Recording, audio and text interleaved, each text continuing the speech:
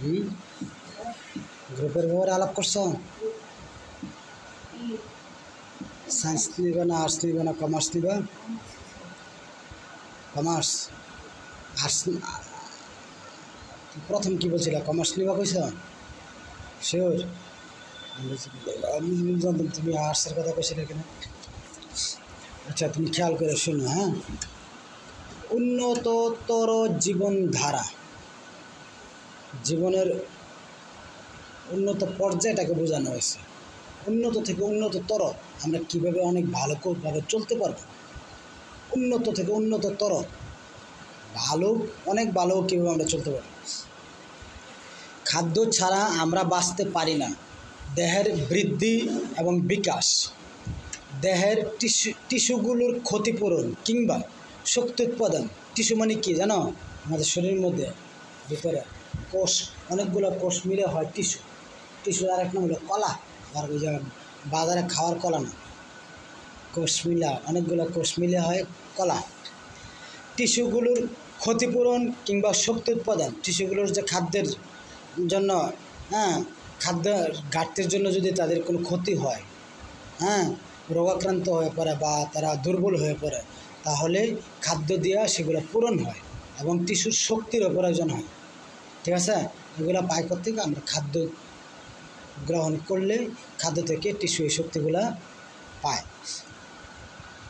এ ধরনের কাজের জন্য নিয়মিতভাবে আমাদের বিশেষ কয়েক ধরনের খাদ্যের প্রয়োজন হয়।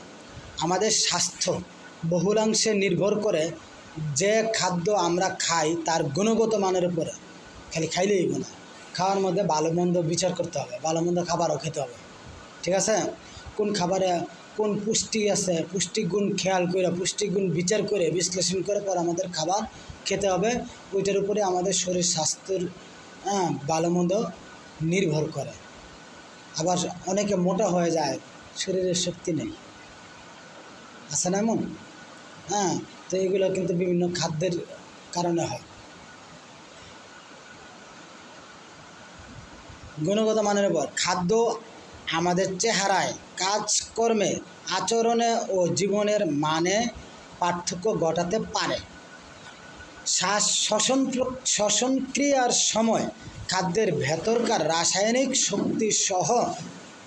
শক্তির বিভিন্ন রূপ আকারে তাপশক্তি হিসেবে মুক্ত হয়ে জীবদেহের জৈবিক ক্রিয়াগুলোকে নিয়ন্ত্রণ করে। মানে আমাদের শরীরে যাবতীয় ক্রিয়াকলাপের যত কার্যকলাপ আছে এটা খাদ্যের উপর নির্ভর করে। আমরা যদি খাদ্য না খাই তাহলে আমরা দুর্বল হয়ে যাবো, তাই না?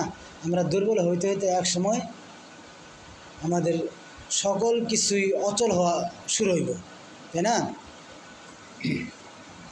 প্রতিটি খাদ্যই আসলে জৈবিক ক্রিয়াগুলোকে নিয়ন্ত্রণ করে। প্রত্যেকটা জীব তার পরিবেশ থেকে প্রয়োজন মতো এবং পরিমাণ মতো খাদ্য গ্রহণ করে।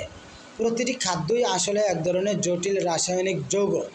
এই জটিল খাদ্যগুলো বিভিন্ন উৎসেচকের সাহায্যে আমাদের পরিপাকতন্ত্রের বিভিন্ন অংশে ভেঙে সরল খাদ্যে পরিণত হয়। এই প্রক্রিয়াকে পরিপাক বলে। এই জটিল খাদ্যগুলো আমরা যে খাবারগুলো খাই, হ্যাঁ, সেই খাবারগুলা আমাদের ভিতরে বিভিন্ন উৎসেচক মানে যেগুলোর সাহায্যে খাবারগুলো আমাদের হজম হয়, ভেঙে চূড়া হজম হয়ে আমাদের শক্তি উৎপন্ন করে, যেগুলো আমাদের শরীরে প্রয়োজন মতো চাহিদা পূরণ হওয়ার পরে যদি আরও বেশি হয়ে যায়, যেমন অনেক মানুষ খাবারের পরিমাণে বেশি খায় না, তাদের বেলায় যেগুলো খাইলে শরীরে প্রয়োজনীয় শক্তি পাওয়ার পর অতিরিক্ত যেগুলা এবং খাবার গ্রহণের পরে আমাদের ভিতরে যে হজম হয়, হজম হওয়ার পরে আমাদের ভিতর থেকে যেই খাবারগুলা শক্তি গ্রহণের পর রেচন প্রক্রিয়া বা অতিরিক্ত খাদ্য বা খাদ্য হজম হওয়ার পরে যেই উচ্ছিষ্ট পদার্থ আমাদের মধ্যে তৈরি হয়, প্রস্রাব, পায়খানা, ঘাম, এগুলা আমাদেরকে কি করে, এই পরিপাক হওয়ার পরে এই প্রক্রিয়াটা চলতে থাকে। পরিপাক হওয়ার পরে এই পরিপাকটা হয়, পরিপাক প্রক্রিয়াটাই ঘটে কীভাবে, যে বিভিন্ন উৎসেচকের সাহায্যে। উচ্চশিকার সাহায্যে পরিপাকতন্ত্রের বিভিন্ন অংশে ভেঙে তারপর এটা সরল খাদ্যে পরিণত হয়। এই প্রক্রিয়াটার নাম হলো পরিপাক। পরিপাক হওয়া খাদ্য শোষিত হয়ে দেহকোষের প্রোটোপ্লাজমে সংযোজিত হয়, প্রোটোপ্লাজমে যা মিশে আর কি সংযোজিত হয়, যাকে আত্তীকরণ বলে। আত্তীকরণ মানে যেটা আমরা হজম করে ফেলে, আমরা হজম করতে পারছি, হজম হয়ে গেছে, সেটাকে আত্তীকরণ বলে। যেটা আমরা আত্তীকরণ করতে পারি না সেটা কিন্তু আমাদের হজম হয় না। এগুলা যা অনেক সময় মানুষে কিছু খাইলে কয় যে যেমন খাইছে তার ভিতর তো বেরো হয়েছে এমনই, তার মানে ওই জিনিসটা হজম হয় নাই, এটা আত্তীকরণ হয় নাই। পরিপাকের পর অপাচ্য খাদ্য বিশেষ প্রক্রিয়া দেহ থেকে নির্গত হয়ে যায়। অপাচ্য খাদ্য যেগুলো আমাদের ভিতরে হজম হইল না সেগুলোকে বলা অপাচ্য খাদ্য। অধ্যায় শেষে আমরা কি যা করি করব দেই পরে খাদ্য ও পুষ্টি বিজ্ঞান অনুসারে আমরা যা খাই তার সবই কিন্তু খাদ্য নয়, শুধু সেই সব আহার্য বস্তুকে খাদ্য বলা যাবে যেগুলো জীবদেহে বৃদ্ধি সাধন, শক্তি উৎপাদন, রোগ প্রতিরোধ এবং ক্ষয়পূরণ করে। এক কথায় দেহের পুষ্টি সাধন করে। দেহের পুষ্টি সাধন করা হইল আমাদের ভিতরে খাদ্য, জীবদেহে যে খাদ্য খাইলে জীবদেহে বৃদ্ধি হয়, বৃদ্ধি সাধন হয়, আমরা বড় হই, আমাদের মধ্যে জ্ঞানের পরিধি বাড়ে, আমাদের মধ্যে বুদ্ধি বাড়ে, আমাদের দৈহিক পরিবর্তন ঘটে, ঠিক আছে, ছোট থেকে বড় হয়, স্বাস্থ্য ভালো হয়, শক্তি উৎপন্ন হয়, রোগ প্রতিরোধ ক্ষমতা বাড়ে, ক্ষয়পূরণ, অসুস্থ হয়ে গেছে, দুর্বল হয়ে গেছে, ভালো ভালো খাবার খাইলে সে আস্তে আস্তে দুর্বলতা কাটা জানে, ক্ষয়পূরণ হয়। এক কথায় দেহের পুষ্টি সাধন করে।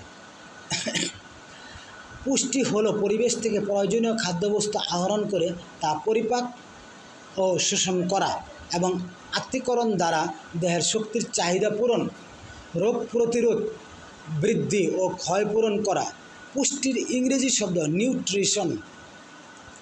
অপরদিকে খাদ্যের যেসব জৈব অথবা অজৈব উপাদান জীবের বেঁচে থাকার জন্য দরকারি শক্তির যোগান দেয়। আমরা যেই খাবার খাইলে যে ওই খাবার থেকে যেসব জৈব বা অজৈব উপাদান জীবের বেঁচে থাকার জন্য শক্তির যোগান দেয়, যেই খাবার থেকে আমরা সেই শক্তিটা পাই, তাদের একসঙ্গে পরিশোষক বা নিউট্রিয়েন্টস বলে। যেমন গ্লুকোজ, খনিজ লবণ, ভিটামিন ইত্যাদি হচ্ছে নিউট্রিয়েন্টস। আমরা বলতে পারি খাদ্যের কাজ প্রধানত তিনটি। আমরা যা খাওয়ার কাজ কি? তিনটা কাজ। কি কাজ? এক নম্বর হলো খাদ্য দেহের গঠন, বৃদ্ধি সাধন, ক্ষয়পূরণ ও রক্ষণাবেক্ষণ করে। খাদ্য দেহে তাপ উৎপাদন করে, কর্মশক্তি, কাজ করার শক্তি প্রদান করে। 3 নম্বর, খাদ্য রোগ প্রতিরোধ করে, দেহকে সুস্থ, সবল এবং কর্মক্ষম রাখে। রোগ প্রতিরোধ করে খাইতে পারলে ভালো মানের খাবার যদি আমরা খাইতে পারি। ভালো মানের খাবার তার মানে এই নয় যে দামি দামি খাবার। ভালো মানে যেমন শাকসবজি কিন্তু দামি খাবার না, কিন্তু মানে ভালো, দেহকে সুস্থ রাখে, সবল রাখে, কর্মক্ষম রাখে। কর্মক্ষম মানে কি? কর্ম মানে কাজ, ক্ষম মানে ক্ষমতা, কাজ করার ক্ষমতা এই খাদ্য থেকে আমরা পাই। এই 3টা কাজ হলো খাদ্যের। আবার বলবো 3টা কাজ। 1 নম্বর কাজ হলো খাদ্য দেহের গঠন, বৃদ্ধি সাধন, ক্ষয়পূরণ ও রক্ষণাবেক্ষণ করে। 2 নম্বর, খাদ্য দেহে তাপ উৎপাদন করে, কর্মশক্তি প্রদান করে। আমাদের শরীরে যদি তাপ না থাকতো, তোমার শরীরে যদি তাপ না থাকতো, তুমি অসুস্থ, ঠান্ডা হয়ে মরে যেত। এই তাপটা জীবের বেঁচে থাকার জন্য ভিতরে সর্বক্ষণ তাপ উৎপাদন করতে হয়।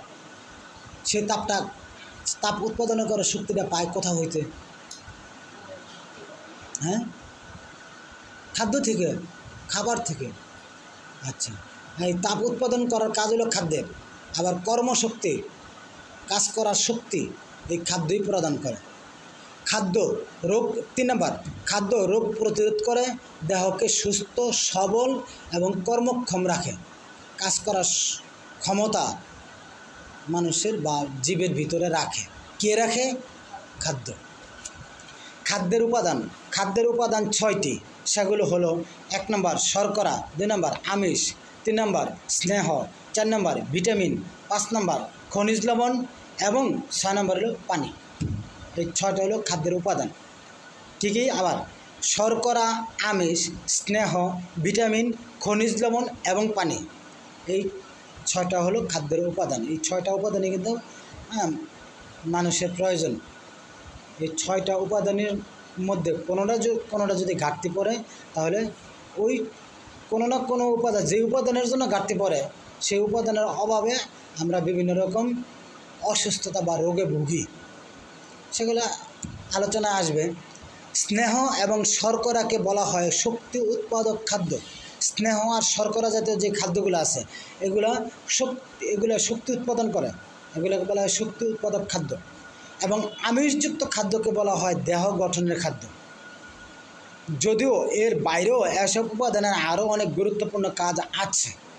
ভিটামিন, খনিজ লবণ, পানি ও আঁশ দেহ সংরক্ষণ খাদ্য উপাদান, যেগুলো দেহের অন্যান্য কাজে লাগে। এখন এই যে এখানে দেখো একটা চিত্র দেওয়া, শখ দেওয়া আছে। খাদ্যের উপাদান, মুখ্য উপাদান, মুখ্য মানে প্রধান, মুখ্য উপাদান, সহায়ক উপাদান। এই খাদ্য উপাদানকে এটা সহায়তা করে। মুখ্য উপাদান, প্রধান উপাদান, ঠিক আছে। এটা হলো মুখ্য মানে প্রধান। মানুষের বাঁচতে হলে বা যে কোনো জীবের বাঁচতে হলে এই উপাদানটা অবশ্যই লাগে। আর এটা হলো এই সহায়ক উপাদান, এটা তো লাগবেই, তার সাথে এটা হলে ভালো হয়, ঠিক আছে। এটা হলে তার পরিপূর্ণতা আসে, এটাতে বুঝাইছে। এখন মুখ্য উপাদানের মধ্যে কি আছে? মুখ্য উপাদানের মধ্যে আছে শর্করা, আমিষ, স্নেহ। এই 3টে উপাদান, শর্করা, আমিষ, স্নেহ, এই 3টে উপাদান মানুষের প্রধান খাদ্য। এই 3টে উপাদানকে সাহায্য করে আবার এই 4টে খাদ্য উপাদান 6টা। এর মধ্যে এখানে একটা আবার আঁশ জাতীয় খাদ্য আছে, যেটা এখানে সংযুক্ত হয়েছে। আচ্ছা, এই 4টে কি? এই 4টে হলো সহায়ক উপাদান। সহায়ক উপাদান কোনগুলো? এই 4টা: ভিটামিন, খনিজ লবণ, পানি, আঁশ। এই 4টে উপাদান এই 3টে উপাদানকে সহায়তা করে, এই 3টে উপাদানকে পরিপূর্ণতা দেয় এই 4টে উপাদান, ঠিক আছে। আমরা সামনে আস্তে আস্তে পড়বো শর্করা কি, কোন কোন খাদ্যগুলো শর্করা, কোন কোন খাবার, কোন কোন খাদ্য আমিষ, কোন কোন খাদ্য স্নেহ, বা কোনগুলা ভিটামিন, কোনগুলা খনিজ লবণ, কোনগুলা পানি, বা কোনগুলা আঁশ জাতীয় খাদ্য, এগুলো আমরা সামনে পড়ব।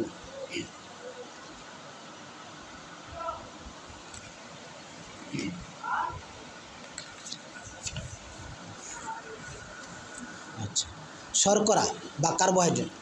এই যে এইখানে যে বললাম শর্করার আরেকটা নাম হলো কার্বোহাইড্রেট। শর্করা হচ্ছে মানুষের প্রধান খাদ্য।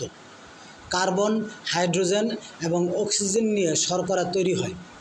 শর্করা বর্ণহীন, গন্ধহীন এবং অল্প মিষ্টি স্বাদযুক্ত। শর্করার খাবারের বর্ণনাগুলো দিতেছে, ঠিক আছে। শর্করা আমাদের শরীরে কর্মক্ষমতা বৃদ্ধি করে এবং তাপশক্তি উৎপাদন করে। কথা খেয়াল করে, কিন্তু শর্করাই কিন্তু আমাদের প্রধান খাদ্য, ঠিক আছে। এটার কাজ হলো আমাদের শরীরে কর্মক্ষমতা বৃদ্ধি করা আর তাপশক্তি উৎপাদন করা, ঠিক আছে। বেশ কয়েক ধরনের শর্করা বা কার্বোহাইড্রেট রয়েছে এবং এদের উৎস ভিন্ন। কী কী খাদ্য রয়েছে এবং তাদের উৎসগুলো কি? বিভিন্ন ধরনের আছে, যেমন উদ্ভিজ্জ উৎস। এই যে শর্করা জাতীয়, আমি বললাম যে শর্করা জাতীয় খাবারগুলো কি, এগুলো কোথা হইতে আসে, ঠিক আছে। শর্করা জাতীয় খাবারগুলো কি এবং কোথা হইতে আসে? উদ্ভিজ্জ উৎস, শ্বেতসার বা স্টার্চ, শর্করার, এগুলো কিন্তু শর্করারই অংশ, ঠিক আছে, শর্করা জাতীয় খাদ্যের অংশ। শ্বেতসার বা স্টার্চ, ধান, ওই যে আমরা ভাত খাই, যে ভাত কিন্তু শর্করা জাতীয় খাদ্য। তাহলে আমাদের প্রধান খাদ্য ভাত না? যাই কিছু খাই, আমরা যদি ভাত না খাই তাহলে কিন্তু আমাদের দেখা গেছে একদিন না খাই থাকতে পারি, 2 দিন না খাই থাকতে পারি, 3 দিন না খাই, পরের দিন ওই যতই খাই ভাত খাইতে মনে চাইবই। ভাতের অভাব আর অন্য কোনো খাদ্য মিটাইতে পারে না, পারে? আচ্ছা, ধান, গম, ভুট্টা এবং অন্যান্য শস্যদানা স্টার্চের প্রধান উৎস। এই যে ধান, গম, ভুট্টা, এগুলা শর্করা জাতীয় খাদ্য। এগুলো কি? এগুলার নাম হলো শ্বেতসার বা স্টার্চ। ঠিক আছে, মনে রাখতে হবে কিন্তু, এগুলো মনে না রাখতে হলে কিন্তু আবার এই পড়ে লাভ নেই। এছাড়া আলু, হ্যাঁ, তারপরে রাঙ্গা আলু মানে যে রঙিন আলু যেগুলো আর কি, রঙিন বা কচুতেও শ্বেতসার বা স্টার্চ পাওয়া যায়। এই উপাদানগুলো শ্বেতসার বা স্টার্চ এই কচুতেও আছে, আর রাঙ্গা আলুতে আছে। শুধু আমরা যে আলু খাই এটা তো আছে, আমরা যে ভাত খাই এটাতেও আছে, গমের মাঝেও আছে, ভুট্টাও আছে। গম মানে কি? আমরা গম অনেক সময় এমনি ভাইজাও খাই। আবার ওই যে আটা রুটি, গম থেকে আটা হয় না, আটা থেকে আমরা আটা দিয়ে আমরা রুটি বানাই খাই না। তার মানে ভাত আর রুটি, ভাত রুটি, আলু, রঙিন আলু, তারপরে কচু, এগুলা হলো শর্করা জাতীয় খাদ্য। মনে থাকবো, ভাত রুটি, হ্যাঁ, ভুট্টা, ভাত রুটি ভুট্টা, আলু, রঙিন আলু, হ্যাঁ, তারপরে কচু, এগুলো হলো শর্করা জাতীয় খাদ্য। আর শর্করা জাতীয় খাদ্যের মধ্যে কোন উপাদান? এগুলা শ্বেতসার বা স্টার্চ জাতীয় খাবার এগুলো। ঠিক আছে, তারপরে আছে গ্লুকোজ জাতীয় খাদ্য। গ্লুকোজ এটি চিনির তুলনায় কম মিষ্টি। গ্লুকোজ খাইছে না কোনো সময়? এটি চিনির তুলনায় একটু মিষ্টি কম। এই শর্করাটি আঙ্গুর কোথায় পাওয়া যায়, কোথা হইতে আসে? আঙ্গুর, আপেল, গাজর, খেজুর ইত্যাদিতে পাওয়া যায়। ঠিক আছে, গ্লুকোজ। তারপরে আসো ফ্রুক্টোজ, এগুলো কিন্তু শর্করা জাতীয় খাবার। শর্করা জাতীয়ের মধ্যে কিন্তু এগুলো উপাদান। ঠিক আছে, ফ্রুক্টোজ জাতীয় খাবারগুলো কি? আম, পেঁপে, কলা, কমলালেবু প্রভৃতি মিষ্টি ফলে এবং ফুলের মধুতে ফ্রুক্টোজ থাকে। ফুলের মধুতে কোনগুলোর মধ্যে ফ্রুক্টোজ থাকে? আমে, পেঁপে, হ্যাঁ, পেঁপেতে, কলাতে, কমলালেবুতে, এগুলো এইসব মিষ্টি ফলে। আবার ফুলের মধুতেও ফ্রুক্টোজ থাকে। ফুল থেকে যে মধুগুলা আমরা খাই, এগুলো 1 নম্বর মধুতে কিন্তু ফুলের মধু থাকে। ফুল থেকে মৌমাছি মধু সংগ্রহ করে। ঠিক আছে, এগুলোর মধ্যে ফ্রুক্টোজ থাকে। একে ফল শর্করাও বলা হয়ে থাকে। ফ্রুক্টোজকে ফল শর্করাও বলে। ফ্রুট সুগার, তারপরে হলো সুক্রোজ, আখের রস, চিনি, গুড়, মিশ্রি এর উৎস, এগুলোতে সুক্রোজ থাকে। ঠিক আছে, তারপরে আছে সেলুলোজ, বেল, আম, কলা, তরমুজ, বাদাম, শুকনো ফল এবং সব ধরনের শাকসবজিতে সেলুলোজ থাকে। এটা এই যে এতক্ষণ এই যেটুকু বললাম, আলোচনা করলাম, এটা হলো উদ্ভিজ্জ উৎস। এই সবগুলোই কোনো না কোনো গাছের। এই যে আম বললাম, কলা, তরমুজ, তারপরে পেঁপে, কমলালেবু, ধান, গম, ভুট্টা, ওই যে ভাত, রুটি, ভুট্টা, এগুলো কি উদ্ভিদ না? এগুলো সবগুলোই তো কোনো না কোনো উদ্ভিদ। আর এতক্ষণ যা আলাপ করলাম, আলোচনা করলাম, এগুলা যেমন চিনি আসে কোত্থেকে? আখ থেকে, তাই না? তো আখ তো একটা উদ্ভিদ। তার মানে এতক্ষণ যা বললাম, যা আলোচনা করলাম, সবই কোনো না কোনো উদ্ভিদ থেকে আসছে। ঠিক আছে, তার মানে এগুলো হলো উদ্ভিজ্জ উৎস। এবার প্রাণীজ উৎস তো থাকতে পারে, তাই না? প্রাণীজ উৎসের মধ্যে কী আছে? ল্যাকটোজ বা দুধ শর্করা প্রাণীজ উৎসের মধ্যে। সেগুলো কি? গরু, ছাগল এবং অন্যান্য প্রাণীর দুধে এই শর্করা থাকে। ঠিক আছে, দুধে।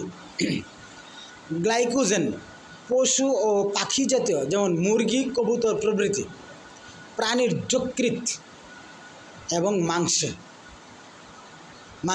যে পেশি থাকে, যেগুলো পেশি, হ্যাঁ, পেশি, এগুলো পেশি। ঠিক আছে, এগুলোর মধ্যে কী থাকে? গ্লাইকোজেন থাকে। গ্লাইকোজেন যা পশু পাখি জাতীয়, যেমন মুরগি, কবুতর প্রভৃতি এইসব প্রাণীর যকৃৎ এবং মাংসে গ্লাইকোজেন শর্করাটি থাকে। ঠিক আছে, পুষ্টিগত গুরুত্বটা কি? আমাদের শরীরের পুষ্টিতে শর্করার অনেক বড় ভূমিকা রয়েছে। শর্করা শরীরের কর্মক্ষমতা বাড়ায় এবং তাপশক্তি উৎপাদন করে। এই শর্করার যে পুষ্টিগত গুরুত্বটা কি? এই শর্করা নিলে বা শর্করা গ্রহণ করলে বা শর্করা জাতীয় খাদ্য আমরা খাইলে আমাদের কি উপকার হবে? কেন আমরা এগুলা খাই বা কেন আমরা এগুলা গ্রহণ খাবো? আমাদের শরীরে পুষ্টিতে শর্করার অনেক বড় ভূমিকা রয়েছে। শর্করা শরীরের কর্মক্ষমতা বাড়ায় এবং তাপশক্তি উৎপাদন করে। জীবদেহে বিপাকীয় মেটাবলিক কাজের জন্য যে শক্তির প্রয়োজন হয় সেটি কার্বোহাইড্রেট জাতীয় খাদ্য জারণের ফলে উৎপন্ন হয়। জারণ মানে ভিতরে আমাদের ভিতরে যে ভেঙ্গে চুরে যা খাবারটাকে হজমের প্রক্রিয়া নিয়ে যায় সেটা হলো জারণের মাধ্যমে। গ্লাইকোজেন প্রাণীদেহে খাদ্য ঘাটতিতে বা অধিক পরিশ্রমের সময় শক্তি সরবরাহ করে। গ্লাইকোজেন, ওই যে গ্লাইকোজেন পড়েছি আমরা আগে, প্রাণীজ উৎসের মধ্যে। গ্লাইকোজেন প্রাণীদেহে খাদ্য ঘাটতিতে বা অধিক পরিশ্রমের সময় শক্তি সরবরাহ করে। সেলুলোজ একটি অপাচ্য প্রকৃতির শর্করা এবং এটি আঁশযুক্ত খাদ্য। এটি আমাদের দৈনন্দিন মল ত্যাগে সাহায্য করে। মল কি বুঝো? মল কী রকম? মল ত্যাগে সাহায্য করে, পায়খানা করতে সাহায্য করে। মল মানে হলো পায়খানা, মূত্র মানে হলো প্রস্রাব। মল থেকে সাহায্য করে, মল মানে পায়খানা আর মূত্র হলো প্রস্রাব। মল থেকে সাহায্য করে এবং কোষ্ঠকাঠিন্য রোধ করে। কোষ্ঠকাঠিন্য কি? কষা কয় না, যে অনেকে কয় না যে আর কষা হয়েছে, আমার কষা হয়েছে বলে অনেকে। কষার কথাটা শুনছ? কষারকে কোষ্ঠকাঠিন্য বলে। এটা দূর করে। এই কিসে দূর করে? এই গ্লাইকোজেন জাতীয় খাদ্যে।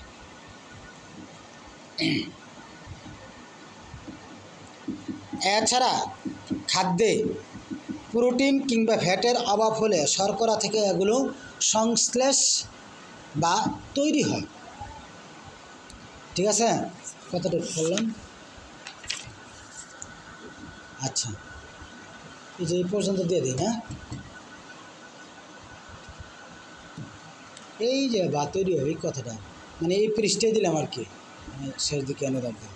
ঠিক আছে, এইখান থেকে আমাদের মুখস্থর পড়া আছে অনেকগুলো। মুখস্থ না করো, অন্তত পক্ষে মুখস্থ করলে গাইড কিনছ, গাইড কিনবা কবে? পড়াই শুরু করে নাই, বই ধরা হয় নাই, এগুলো কবে করবে আল্লাহ জানে। গাইডটা কিনলে হয়তো ওই যে জ্ঞানমূলক, অনুধাবনমূলক দক্ষতা, উচ্চতর দক্ষতা ওগুলো পড়াইতে পারতাম। আমি এই বই থেকে পড়া সময় গেছে অনেকদিন, মিল্লা জিল্লা।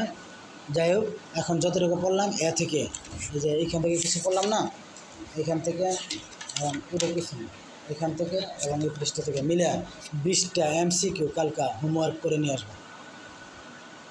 ঠিক আছে? হ্যাঁ, নিজে থেকে পারবো না বানাইতে, এখান থেকে প্রশ্ন বানায় উত্তর লিখে নিয়ে আসবো। 9-এ 9ম শ্রেণীতে পড়ো, 9-এ পড়া হিসেবে এতটুকু পারা উচিত নাকি? ডায়েরি লিখে নাও। প্রথম অধ্যায়ের প্রথম 3 পৃষ্ঠা থেকে 20টি MCQ হোমওয়ার্ক।